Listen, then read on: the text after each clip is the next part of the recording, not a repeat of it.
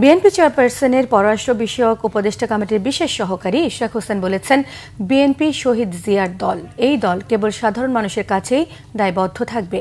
BNP Sheikh হাসিনার মতো নাকে খত দিয়ে ক্ষমতায় আসা দল নয় বলে মন্তব্য করেছেন ইশরাক হোসেন। রাজধানীতে ডেমরা থানা বিএনপি আয়োজিত নতুন সদস্য সংগ্রহ এবং নবায়ন কার্যক্রম অনুষ্ঠানে এসব কথা বলেন তিনি। ইশরাক হোসেন আরও বলেন, বিএনপি সদস্য সংগ্রহকালে কেবল আওয়ামী লীগ নয়, সন্ত্রাসী, চাঁদাবাজ, মাদক কারবারিদেরও কোনোভাবে দলে নেওয়া যাবে না।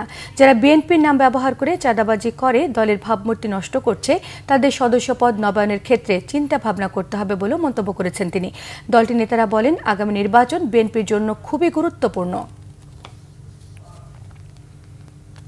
একমাত্র বাংলাদেশের সাধারণ জনগণের কাছে আমাদের দায়বদ্ধতা থাকবে। আমরা কারো কাছে খুনি হাসিনার মতো খত দিয়ে ক্ষমতায় আমরা যাচ্ছি না।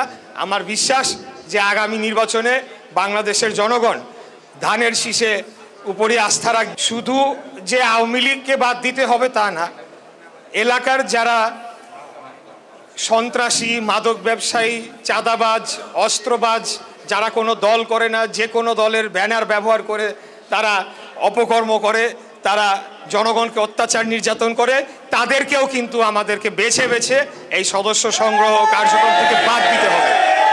আগামী নির্বাচন বিএনপির ভাগ্যের পরিবর্তন নির্বাচন।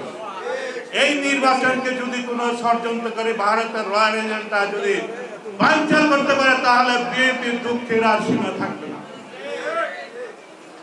16টি বছর আপনারা বাড়িঘর থাকতে পারেন নাই, 16টি বছর আপনারা ব্যবসা বাণিজ্য করতে পারেন নাই।